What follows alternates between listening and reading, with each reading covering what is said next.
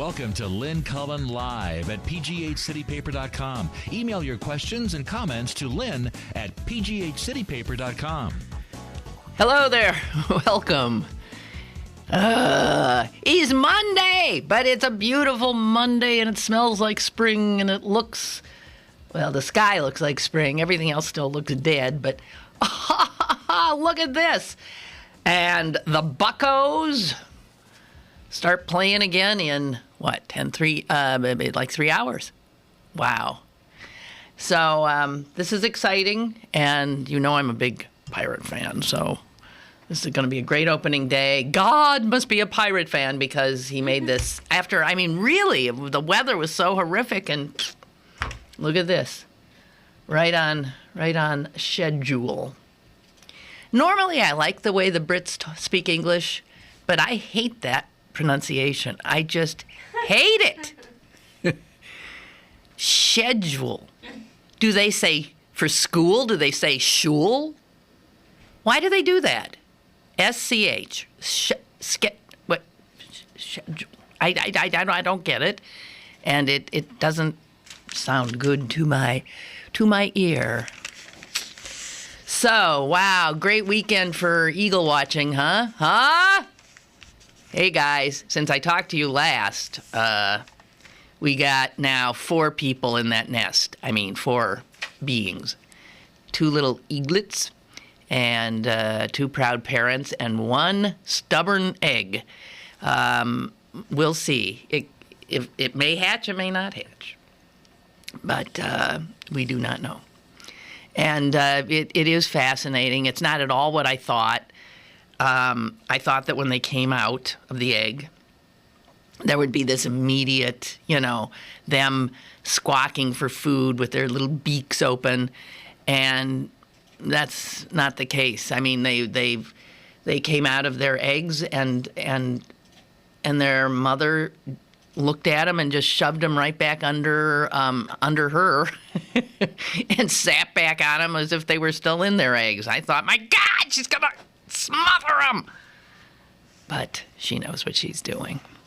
So I guess they made the ABC Evening News or something like that. ABC was interested and was wanting video. You'd be surprised at our eagles are they're almost 1 million views now on the site. My mother is finally into it. My brother's into it. My sister's into it. My niece-in-law's into it. And that means people in Chicago, St. Louis, Green Bay, and Ann Arbor are all watching as well. So much for Sokolowski and Potter making fun of me and I'm hardly alone here. Fascinating. I mean, sometimes it's not. Sometimes you're looking at a bird sitting in a nest for a long time. And then, bang, things happen that you otherwise would never, ever get to see. I just think it's fantastic. What else happened since last we spoke? So I did appear on 4802, the young version. Mm-hmm. And that's more fun than my version. I prefer that one. But I only got on because one of the panelists had a baby and was indisposed. So I don't think I'll get on that one again. But we all agreed on everything. There was a conservative, a sort of moderately liberal woman, a libertarian, and me. And we just agreed on everything, pretty much, which was interesting. So these young conservatives and libertarians, while I wouldn't agree with them on a whole host of issues, when it comes to social issues, they're pretty much, they see things as, in fact, I do. And I felt surprisingly hopeful when I exited the building. I did. I was very happy to have had that experience. Somehow being around younger people almost always makes me feel better. I recommend it highly, if they'll tolerate you. Actually, there was an email from somebody here who said he likes people my generation. I don't know where that came from, and I don't know if I can find it, but I think it had to do with this. That wasn't it. Mary said she went off to the state store to get some wine to watch the show, and she said she didn't even need it because she thought the show was pretty funny, I guess. It is the only 4802 program in which I leapt from my chair, still tethered to my microphone, and I think emitted a bit of a scream. I'm not sure. God, I hope I didn't scream. But what had happened was the gentleman, the young man sitting next to me, was speaking, and I was dutifully listening to him and showing by my body language that I was listening to him by turning my head. And in fact, I wasn't hearing a word he was saying, although to the observer in that two-shot of Lenny talking and me listening, it sure looked like I was, but I wasn't, because crawling up his left shoulder, which was, right next to me, was the biggest stink bug I ever saw. Walking up. And all I could do was eye that bug, because I knew the bug was about to reach the summit and then the plateau of Lenny's shoulder, and would be sitting there camera ready. And those HD cameras. Mm-hmm. That bug would have been really visible. And I thought, this isn't going to look good. And Lenny should know that everyone is about to stop listening to what he's saying, not just me, because everybody is going to be looking at that bug. And I can't remember how it happened, but I started, I think, and the show ended up, I said, stink bug, and he brushed it like this, right toward me. Oh my God. I leapt, as I said, from my chair, and I think emitted a bit of a scream, which, as far as I know, has never happened on a public television program where decorum is prized, certainly more than it is on any show I'm associated with.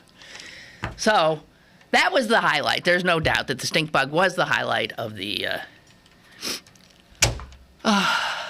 program. I don't know if seriously, I've been in broadcasting a long time. I probably shouldn't have said a thing, and hoped that the stink bug wouldn't be in the control room. They told me afterwards they could see it. They thought, oh my God, stink bug. So they were having the same reaction I was. It's just as well, I think, that I made it all come out. Ooh, God, I hate those things. Okay, so one of you went to see the Noah movie and had a lot to say about it. Gee whiz. I don't think I'm going to see that. I mean,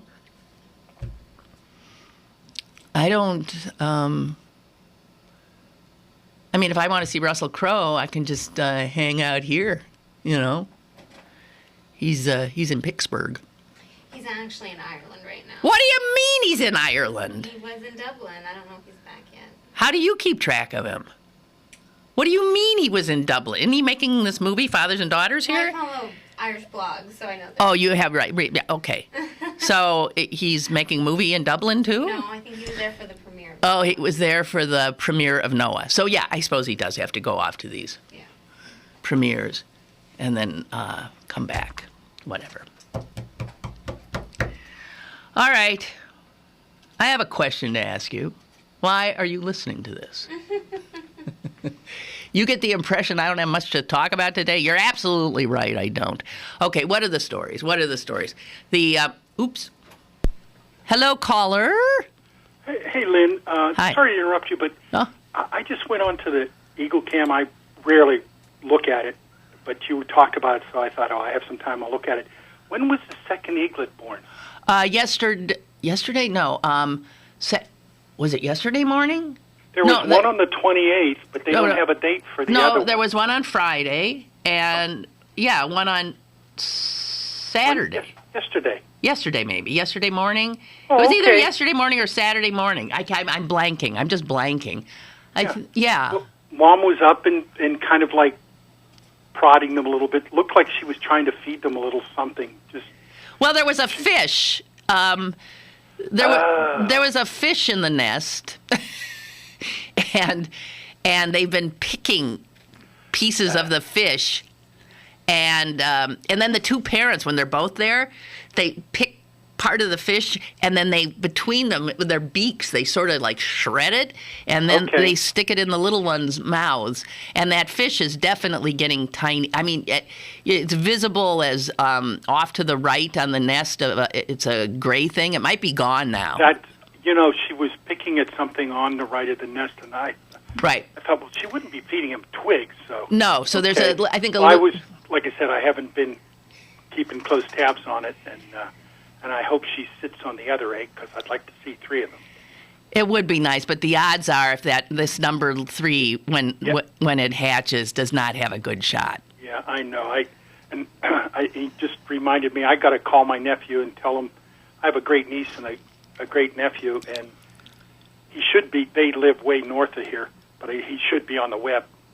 I cannot. For the kids, anyway. Oh, absolutely. I think they get a kick out of it. Oh, absolutely. I cannot imagine any school anywhere around here that isn't, making this a part of school, so that kids can see this and they can talk about it. And I just think it's just extraordinary. God knows it's educational for me.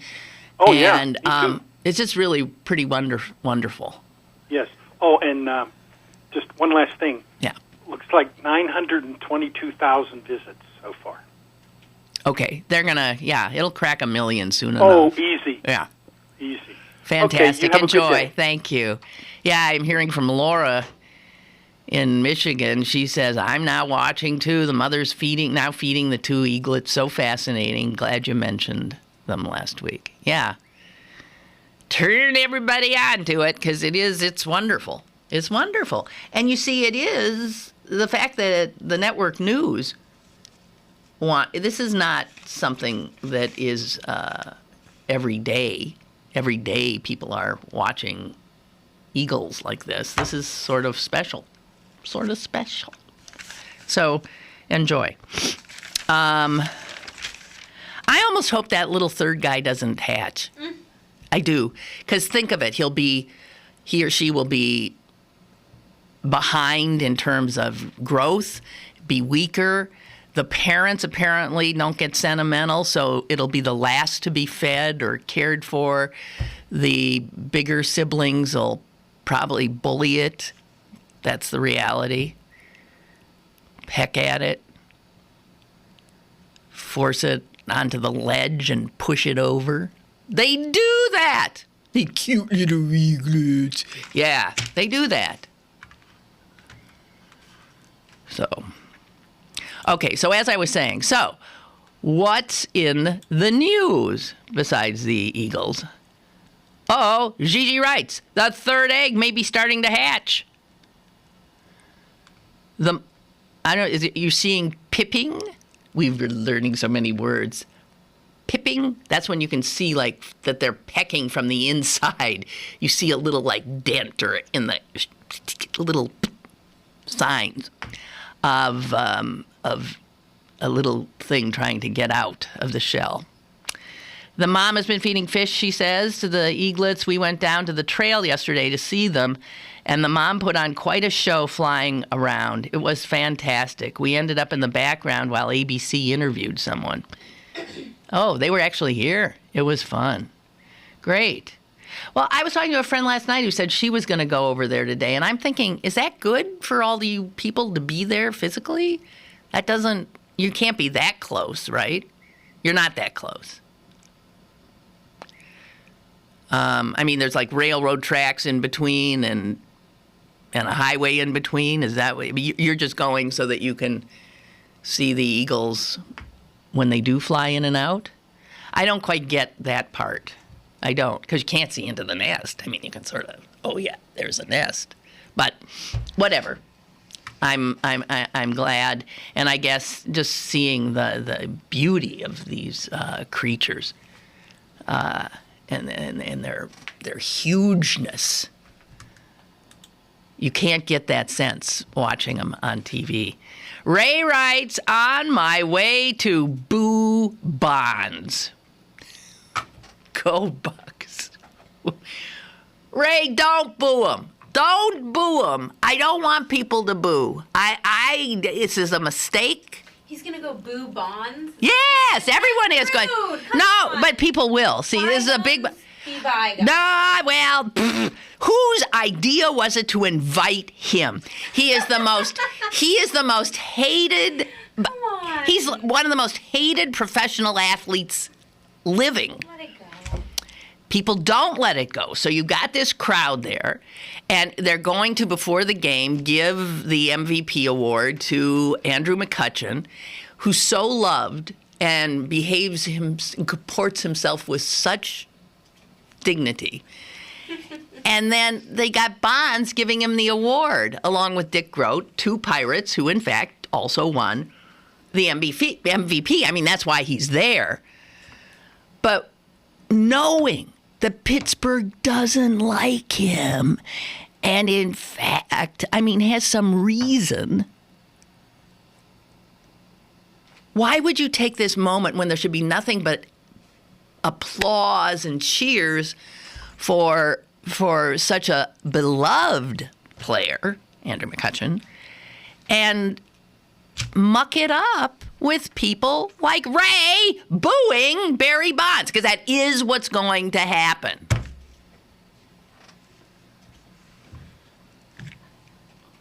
It's unfortunate because Jim Leland's coming to give the Manager of the Year award to Clint Hurdle. And all of these beloved figures on the field. And then you add Barry Bonds. They must know there's going to... I hope the cheers so far outweigh the boos that... but it's it was a stupid move for the Pirate organization. Just stupid. What I said on 4802 about this is, if Barry Bonds were not there today, no one would miss him. No one would say, well, I wonder why Barry Bonds wasn't invited back to give the award. He's the last Pirate that won the MVP. No one would have said it because he would not be missed. Now, unfortunately, here he is, and people like Ray will feel the need to let him know how much they don't like him. That's what's going to happen. It's too bad. Jess wants to forgive and forget. What are you, all of a sudden becoming a serious Christian or something? Gross, never. What? Never? Gross? Never? Yeah. Well, forgiveness is, I thought, what it was so much is supposedly all about. Gigi writes, no, if you go to see the eagles in the flesh, you are not close enough to bother them at all. And yes, you can see into the nest from the trail. So you're at the trail, the same trail that does the, like past Sandcastle and stuff, right? Yeah, that trail. You can see into the nest from the trail, really, with binoculars or a spotting scope. People gathering on the trail are a traffic hazard to the trail users, not a bother to the eagles. Okay. I love your enthusiasm for the Eagles, and yes, it's a great day for opening day for the Bucks. Let's go, Bucks! And just ignore Bonds, says Gigi. Okay, yeah, all around good day in Pittsburgh. I'm going to take a break, then I'm going to get back to what it was I wanted to talk about in the first place, which was the general stories in the news. I have a little something or other to say about any of them, which may in fact prompt one of you, or even more than one of you, to jump in with an email and or a phone call. I think that's what they call this format. Talk. We'll be back. Email your questions and comments to Lynn at pghcitypaper.com or call Lynn at 412-316-3381. Lynn Cullen Live will return in a moment. Berg Bargains is your best bet for great deals in the Berg. Log on today for exclusive bargains from your favorite local restaurants like Blue Line Grill, Dell's, Ibiza, and Verde. Plus discounts on gift cards to H&M. BergBargains.com, Pittsburgh's best bargains. BergBargains.com. Need to get some rest. This is the worst headache ever. Right arm's all tingly all of a sudden. Must have slept on it last night. I keep losing my balance. These old bones need some exercise. Granddaddy, what you just said doesn't even make sense. It sounds like gibberish. Signs like these could be more than what they seem. They could be a sign of stroke. Sudden weakness or numbness of the face, arm, or leg. Sudden trouble with vision in one or both eyes. Sudden trouble walking or difficulty with balance. Or a sudden intense headache that comes out of nowhere. If you or someone you know has any of these symptoms, don't wait. Call 911 immediately. You could make a difference in someone's life, someone you love, maybe even your own. Time lost is brain lost. Find out more at powertoendstroke.org. Brought to you by the American Heart Association, American Stroke Association, and the Ad Council. Have a question or an opinion? Call Lynn Cullen at 412-316-3381 or email lynn at pghcitypaper.com. Now, more with Lynn Cullen Live. So Dorothea writes, booing Bonds today is better than what they used to do to him. As I recall, they used to throw batteries at him. Why? I don't know. They didn't think he was giving enough of energy? Why did they throw batteries at him? That would hurt. And that would be dangerous. Yeah, I don't recall that. Either way, she said, it would be terrible. Everyone, please keep it classy. Dorothea says, I'll be there today, beer in one hand and hot dog in the other. Go Bucks. Well, I hope they look good. I hope they do. Anyway, so what I was saying, so the news, okay, so what's the news? The absolute inability for these two terrible stories of the death of innocents to come to some kind of closure is maddening. And I'm talking about the airplane mystery, and I'm talking about the Washington State mudslide. I mean, those are stories. I don't know what's left to say. Horror. Horrible, horrible, horrible for everybody. I have a feeling they're never going to find this plane. They're never going to get their hands on this plane. So they're never going to know. Never going to be able to be a mystery forever, I suppose. Which is okay. I like the idea of mysteries. Really. It's more realistic an ending. You know? When you don't know. You simply don't know something. We like to think everything can be explained and is all, things can be tied up in neat little bows. And it's good for us to be reminded that, throughout most of human history, ships sailed and never came back. No one ever knew. Can you imagine how many ships are lying at the bottom of our oceans? The hundreds of thousands of people who've perished, maybe millions, I don't know. We're so used to getting answers to things. And no. Oh, what is this? Aaron, please no more eagle discussion? Rude. Anything else? I'm so glad you are enjoying them. I would love to hear your thoughts on some of the other things going on in the world as well. Was that diplomatic enough? Sure, Aaron, it is. And now I'm talking about something else. But I don't have anything really to say. As for Ukraine, unbelievable to me that this nutcase Putin actually wants to roll back 20 years. And he's, what we all thought was sort of settled. Okay, Cold War ended. The Soviet Union broke up. Soviet Union lost. and Russia, was reduced to Russia because the Soviet Union didn't exist anymore, and all those former Soviet socialist republics like Ukraine and Georgia, and some of the others. He already took Georgia, and now he's taken part of the Ukraine and massing troops to take the other. So this is, who would have thought this? Here is Putin trying to essentially, I guess, reconstitute the Soviet Union. This was not in our sense of what could possibly happen. I don't think it was. I don't think anyone even thought that for a minute. So that's interesting.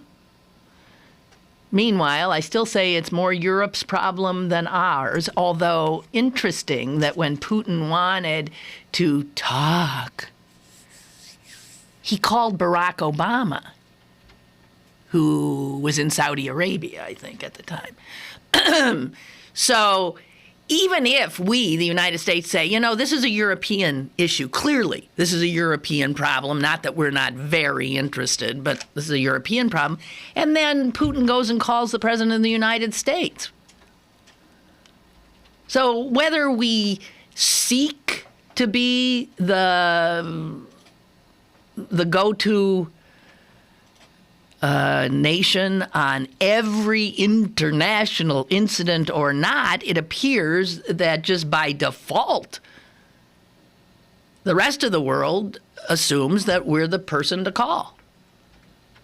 I don't know. It's too bad in some ways, because I think we got enough on our plate at the moment. Hello? Here we go again. We sit up on our high horse, the big, tough United States, telling the other countries, don't invade, but we're allowed to invade any country we damn well please. It happens all the time. We got to feed the war machine. We're already brewing up for something else over there. I just have that feeling. Keep the war machine going. Keep killing people. That's the way the United States works anymore with these nutcases in charge. Okay. What's your opinion on it? Well, I don't think Barack Obama has gone. He hasn't made any new wars. He's gotten us out of Iraq. He's trying to get us pulled out mostly out of Afghanistan. So no, those are Well, those are he put a little surge going there. Yeah, so he did. But he started that up again. So. Right, but it's the Republicans who start war, who just love war. Oh, yes. They love war. Love it, love it, love it. Never found a war they didn't want to get into. Of course, they never fight in them. No, exactly. And their children rarely Well, they're do. for the big corporations, and big corporations make lots out of money. On a lot Yes, of this stuff. Absolutely. You're So absolutely that's correct. The whole thing is. That's why I say they feed Yeah. the war machine. Yeah. To make money. It's sad, but these people make money for people dying overseas. I'll tell you what, though. I think America, the United States, and including its government, is getting a little less. Iraq and Afghanistan, I think, took a lot of the fight out of people who seem to have a bottomless amount of it. I mean, you even have conservative Republicans, some. Saying enough already. I mean, there is just not as strong a militarist streak in the Republican Party as there used to be, because there's a lot more of these sort of libertarian types who don't think we should be mixing in it. I hope you're right, Yeah, I do too. because you can't stand another war. It's I know. needless. I know. Oh, yeah, absolutely. Thank you. Okay, thank you. Appreciate it. Speaking of war, I saw I think one of the best stage productions I've ever seen. That might be a little overstated. I saw an incredible production. It's at the Public Theatre. It's got one more week. I cannot recommend this strongly enough. One man. It's a one-man show. It's called an Iliad. And it is a guy who essentially tells the story of the Iliad. But by telling the story, and I have to admit, I don't think I ever read it. Did you read the Iliad? I did. You had to? I don't know. If I did, I don't remember ever reading it. And so I thought, well, at least I'll finally learn the story, because I always get mixed up, all these characters, mythological characters, and this and that. And so I do now, actually, having been to this play, have a better idea of the cast of characters and who was on what side. I can now put... see, I've already forgotten their names. I can already put whatever his name is on the Trojan side and whatever his name was on the Greek. See? So this is, I'm mentioning this because that was, the story is a story of war. The story is a story of war over something, someone coming and grabbing someone's woman, right? And year upon year upon year upon year, tens of thousands of Greeks and Trojans died trying to get Helen back. Whatever. And this play brilliantly becomes, I think, the most powerful anti-war statement I have ever seen. That I will say. There is a point at which the storyteller starts naming the wars. Starts naming the wars since Trojan War. That might be half the show. I mean, literally, you start naming wars in historical and chronological fashion, and you are numbed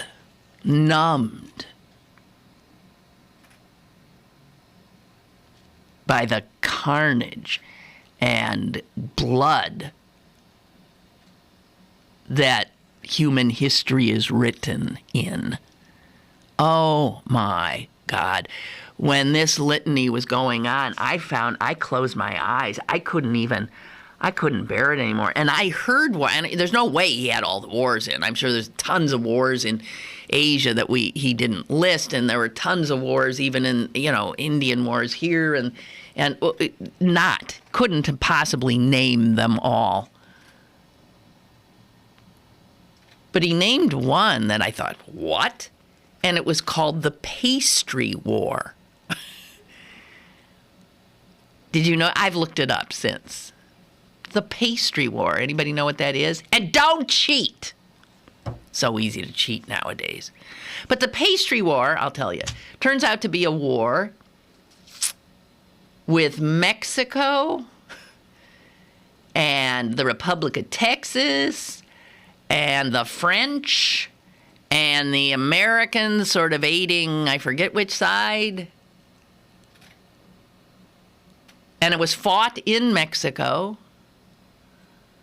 And it was called the Pastry War because some, I think, French baker who was living in Mexico lost his property. I mean, somehow his property was confiscated or something, his pastry shop. And the French government, looking after its French folks over in the New World, I guess, engaged in some military it became a full-fledged war, like the pastry war. I mean, people have died over God, you look at some of these wars, and my gosh, I mean, in our time, the Iraq War being the most, to me, senseless and horribly destructive, and ultimately led in exactly, the end result is exactly the opposite of what we were told this war would bring. We were going to bring democracy to the poor people of Iraq. I got news for you. They're still knee-deep in blood. Because when we left, of course, civil war starts. They're also closer. We've managed to put them in to the warm embrace of their former enemies, Iran. I mean, it's madness what we have done. We not only like to fight wars, I'm talking about Republicans and our media, we not only love to fight wars, we love to fight them badly. We like to go in and make fools of ourselves. We like to go in with no end game. We like to go in with no clear-cut plan. Never mind. I don't want to talk about it, but yeah. Oh, here's Delana in D.C. saying, I have a newfound respect for Barry Bonds. I had a boss in Arizona whose sister was a good friend of his when they went to Arizona State University together. About 3 years ago, she had a brain aneurysm or something similar that put her in a coma, and she died within days at a very young age.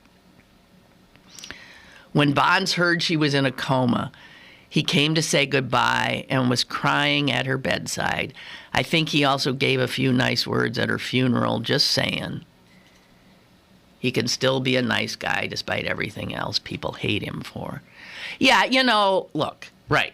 He ain't Satan. He's a human. We know a lot, and he was quite willing to share a lot of the negatives of his nature with us.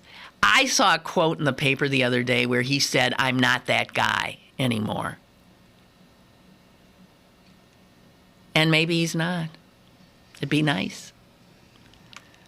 But, around these parties, remembered as that guy. Caller, hi. Hello. Good morning, Lynn. Hi. Hey, Lynn, just a couple of words on Barry Bonds. Okay. Just briefly here, I'd like to say that some people take a long time to mature in life. Yes. Some people mature 10 years old. Yes. Some people never become mature. Right. So Barry took him, however old he was, to maybe 5 or 6 years to go to understand that, striving to the top with the ladder at the wrong position at the end maybe wasn't the right thing to do. But all we can do in life is try to improve. And if you recognize you made mistakes in the past, hopefully in the future you can rectify that and make yourself better. But people love to just peg you, or as I always tell my wife, put them in a box, lock the door, and say there's no escape route. You can't get out of this box. Right. And if we live like that, I feel sorry for those people. Yeah. Because we all have problems. We all have skeletons in our closet, and let them go. Wow, you've shamed a whole bunch of us. Thanks, Lynn. Thank you. Thank you. Well said. Sad news from Roger. I'm sad to say our beloved and infamous Skookum. Skookum? It's his dog. Passed away Saturday. Aw. He turned 15 last June, but as happens with many old dogs, his end days were short, as he slept 20-plus hours a day, was incontinent, deaf, and half-blind. You honored him by reading a few of my stories about his antics, and I thank you. Attached is a final photo. And the first story you read on the air many years ago. Well, I got to tell you, I so remember that story. Look at that dog. Oh, what a beauty. Oh, I'll read it again because it was one of the funniest stories. I love that story. I shall read it to you now. Maybe some of you will remember this. It was a long time ago. It's even titled Amusement at My Expense. This is by Roger. My wife, daughter, and I have 2 dogs, Skookum and Dakota. Skookum is almost 10 years old. Oh, okay, so this is 5 years ago. And is a border collie and beagle mix. He's a sweet and lovable 35-pound male, very partial to women. Our problem is he is smart and bored. He gets into mischief, especially if it involves paper and women's underwear. Although we won't go there. Oh, I had a dog who was into women's underwear, mine, and liked the dirty underwear, the stuff that was in the, like hamper, right? Yeah, and would drag it out, would get in and drag it out. And, I had a party once, and this dog comes running into the room with, like, my unmentionables and stuff. Oh, God, dogs. Okay, so, Roger writes, last Saturday, I stopped at the bank to withdraw $500 in 20s. To take care of a kitchen renovation expense. I put the cash in a bank envelope, sealed it, placed the envelope in my jacket's inside pocket, and zipped it shut. I went home, let the dogs out of their crate, took them for a walk, and returned and draped the jacket round a chair. I then went to the basement to do some laundry and general cleanup. When I came back upstairs, I noticed my jacket was lying on the floor with the inside pocket unzipped and turned inside out. Close by was Skookum, lying behind a living room chair with the bank envelope ripped open, enjoying a very tasty but expensive meal. Fortunately, he was savoring every mouthful. The remaining cash was neatly stacked under his left paw. After counting the leftover bills, I realized he ate 12 $20 bills. This was not the first time he had eaten money, so I knew I just had to let nature take its course to see what and how much came out in the end. Well, that was Saturday. By Wednesday, Skookum was depressed because he was finally all out of cash. Since my wife worked Friday night, I thought that would be the best time to recoup what was lost. I spread newspapers out on the laundry table, donned latex gloves, dumped the money mixture on the table, and went to work. I sort of felt like Grisham on CSI. The key is matching the serial numbers. They are at the top left and bottom right of the bills. You need to have both sets of numbers for the bank to give you clean bills in return. I sorted through the mess and determined obvious matches, not easy with a nosy cat jumping on the table. But I placed each match in its own Ziploc sandwich bag and had one bag for miscellaneous paper to fill the voids later on. Then I filled each bag halfway with warm, soapy water, zipped them tight, gave them a little shake to help loosen the debris, and let them sit overnight. Jeez. Sunday, I ran water over each piece of paper while gently scrubbing with an old toothbrush and placed them on an old towel out of Skookum's reach. My wife analyzed the miscellaneous pile and matched the tears and put together 12 miniature jigsaw puzzles. She then ironed the money in place and carefully taped the money, returning them somewhat to their original shape. Each individual bill was then placed in its own Ziploc bag. Monday, my wife and I went to the bank and told our story to a very amused teller. The teller was not as amused when handed the taped-up tatters. All in all, we recouped $220 out of the $240 eaten. And I'm looking at the culprit here. What a sweetie. Rest in peace, you sweet dog. We'll be back. More is on the way with Lynn Cullen Live. Download the brand new CP Haps app and find out what's going on in Pittsburgh. It's the fun and free app that puts the most popular events at your fingertips. Text events to 77948 to download now and register to win a GoPro camera. Plus, lots of great free stuff every week. The CP Hats app, brought to you by Pittsburgh City Paper. Chris, you're not acting like a grown-up in our relationship. Am too. There's your comic book collection, the race car bed. I'm young at heart, but I put money into my 401k every paycheck. I'm taking control over my financial life, and that feels pretty grown-up to me. Put away a few bucks, feel like $1 million. For free ideas and easy ways to save, go to feedthepig.org. That's feedthepig.org. Are those footy pajamas? This message brought to you by the American Institute of Certified Public Accountants and the Ad Council. You're listening to Lynn Cullen Live at pghcitypaper.com. Once again, here's Lynn Cullen. All right, got some emails to catch up on here. In regard to the play, An Iliad, which is at Pittsburgh Public Theatre, go, go, go. I think it ends this weekend. Melanie writes, I too saw the Iliad, and he was amazing. This actor is amazing. But I wanted to scream, she writes, because 3 different telephones went off during the performance. That did not happen at mine.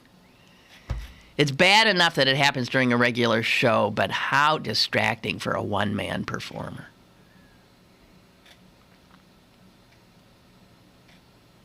Yeah. And the physicality of this play, he has to be so strong to endure what he endures physically, but also psychologically. I mean, this guy goes from rage to sorrow to just unbelievable what this actor does. And Melanie points out, when he does this whole litany of wars, he is in this squat. He's on a table, and he's squatting in a way that most of us can't do for more than, I don't know, a minute or something. And as I said, this went on and on. And Melanie says, my knees hurt just watching him. And this is interesting because the friend I was with said the same thing. She couldn't believe his ability to hold that pose while he was. And Joellen writes, my husband and I saw it, loved it. That actor is amazing. Will you please, if you can, see it before it goes? This is theater at its best. At its best. Amazing. Amazing. William writes, Lynn, hi. Along with a pastry war, I've always been struck by the War of Jenkins' Ear. I don't think he mentioned that one. The War of Jenkins' Ear? Yes, there was an actual sailor named Jenkins whose ear was severed and brought before Parliament the ear. The war raged between Great Britain and Spain for 9 years over this guy's ear? The War of Jenkins' Ear. Well, why not? As I said, human history. I was watching a little bit of Fareed Zakaria's Sunday show, I think, and he had some folks on saying they were all maintaining that as women get into more and more positions of power, and they clearly are. I mean, there's a ton of women heads of state. Angela Merkel, of course, the power in Europe, the power now of the International Monetary Fund is that French woman whose name I can't, Janet Yellen, is the head of the Fed. The person who everybody's assuming is going to be the next president of the United States is a female. The defense ministers of a number of countries are women. And as women finally, and they were actually maintaining that there will probably be fewer wars when enough women get into positions of power. Not that women can't be brutal. And, people say, oh, yeah, sure, Maggie Thatcher. Nah, there's a real pacifist. No, that's not the point. In general, women will probably not war as much as men. You won't see the kind of, because men have this more, testosterone infused, and the way men have it, men's psyches and their need to, to just be on top. Whereas women are much more given to talking about things, right, rather than fighting. So they were saying the world might actually be better off if we get more and more and more women into positions of power. And all I know, I don't know whether that's true or not, all I know is I wouldn't mind seeing the experiment play out because the men have had, without a doubt, 99.9% of the power throughout human history, and I don't know that we'd give them a very good grade. So it might be nice to see the women take a shot. Okay, so the other story that is just getting a little bit of attention, but if I were living in Los Angeles, I'd be nervous. There's been a 20-year hiatus in major seismic activity there. There was this horrific Northfield earthquake. Well, it wasn't horrific, but bad enough. And I don't know, 50-some people were killed in that. That was 1994. And now, in the last week or so, there have been a number of obvious, serious, and a lot of aftershocks. I mean, not major, but enough. So something's happening there, and the seismologists are saying, you know, the last 20 years have really been an aberration in terms of the kind of seismic activity that was considered relatively normal in Southern California, and it could be now we're turning back, and we're going to see more of this. But I don't know. So for the last 20 years, it's been easy to sort of like, you know, whistle and forget about it as you're strolling down Hollywood Boulevard. But they've gotten some reminders of late. And apparently, if you live out there right now, that's all anybody's talking about. They are nervous. And they have reason to be. And guess what? We should be nervous, too, because we have reason to be.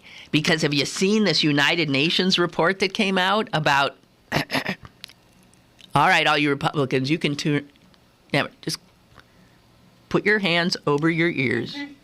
I'm about to say climate change.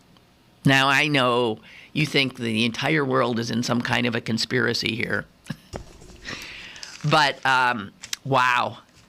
The report is by this Intergovernmental Panel on Climate Change, which is the United Nations group that is in charge of getting all the countries of the world to agree on what is happening, what maybe can be done as a result of the predictions of what will happen in the future and how we deal with this. And this report is, I mean, it's as, we know it, right. Yeah. Okay, let me give you a little bit of it. Republicans, as I said, you can just leave and go into, stick your heads in the sand and, whatever. Do whatever it is you do when reality gets to be too much. Okay, it says here, and we know all this stuff, the ice caps are melting, sea ice in the Arctic is collapsing, water supplies are coming under stress, heat waves and heavy rains are intensifying, coral reefs are dying, and fish and many other species are migrating toward the poles, or in some cases simply going extinct. The oceans are rising at a pace that threatens coastal communities throughout the world, and the oceans are becoming more acidic as they absorb some of the carbon dioxide given off by us, our cars, our power plants, which is also killing a number of other species or stunting their growth. And get this, organic matter frozen in Arctic soil since before civilization began.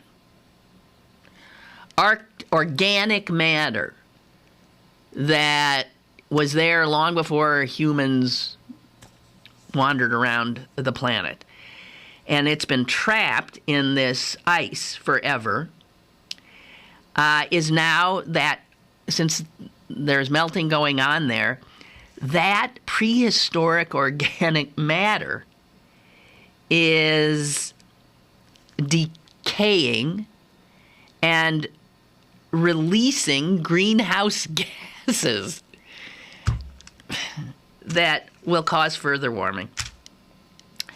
And then all these scientists have concluded that the worst, of course, is yet to come. The world's food supply is at considerable risk, a threat that obviously could have serious consequences for the poorest nations, spurring damage to public health, death on a broad scale, displacement of people, and mass migrations. They're not talking about this is going to happen in 300 years. They're talking about this is going to happen in the next 20, 30 years. And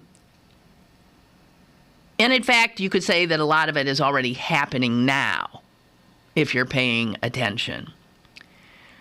They point out specifically in the American West, the mountain snowpack is really disappearing, threatening water supplies for the entire western United States. In Alaska, the collapse of sea ice is allowing huge waves to strike the coast, causing erosion so rapid that it has already forced entire communities to relocate.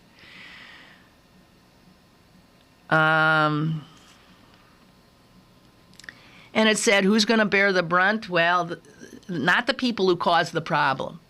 The poorest nations in the world will bear the brunt of this, and they did not cause the problem because they are not industrialized. It is the industrialized nations, obviously starting with Europeans and us.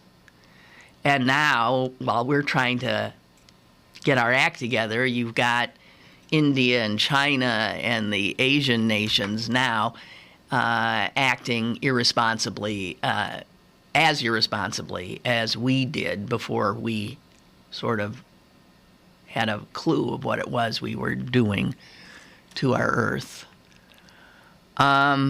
It really looks bad. Did you see that there was a city in China where the pollution, the air pollution in China is so unbelievable now?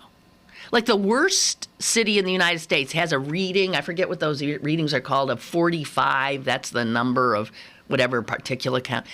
And in these Chinese cities, the count is well into the hundreds. I mean, it is 3 times, 4 times as bad as it is. And this one city, this was, I think, kind of a promotion of get the hell out of here and come to the mountains.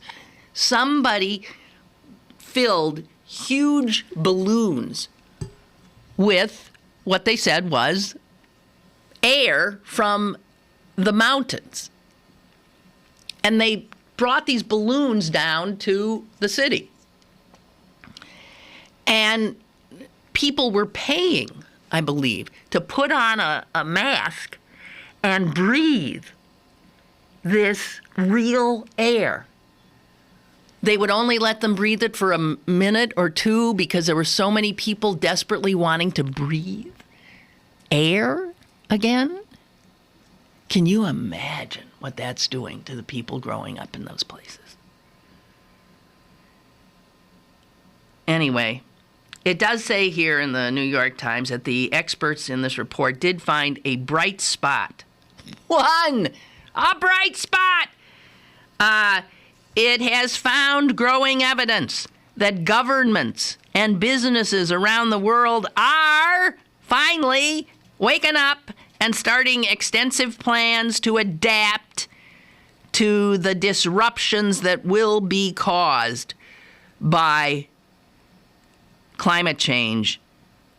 Of course, America's not doing much because they point out conservatives in the United States continue to deny that a problem exists.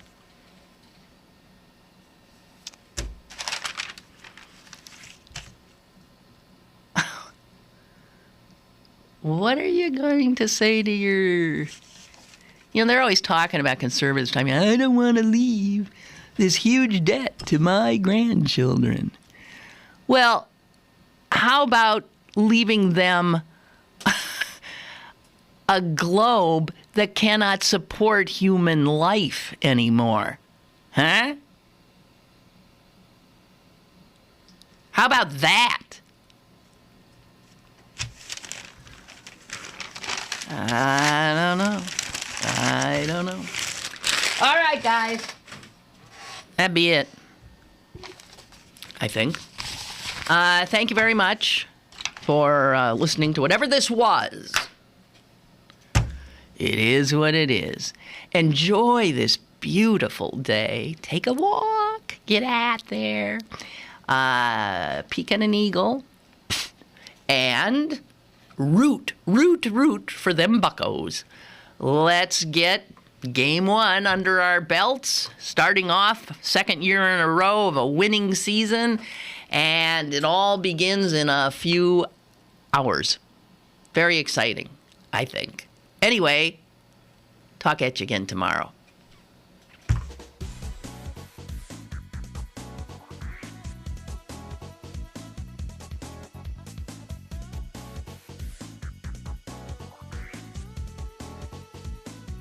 Lynn Cullen Live, Monday through Friday from 10 a.m. to 11 a.m. and archived at pghcitypaper.com. The opinions expressed on Lynn Cullen Live are those of the host and do not necessarily reflect the viewpoints of Pittsburgh City Paper, Steel City Media, and its advertisers.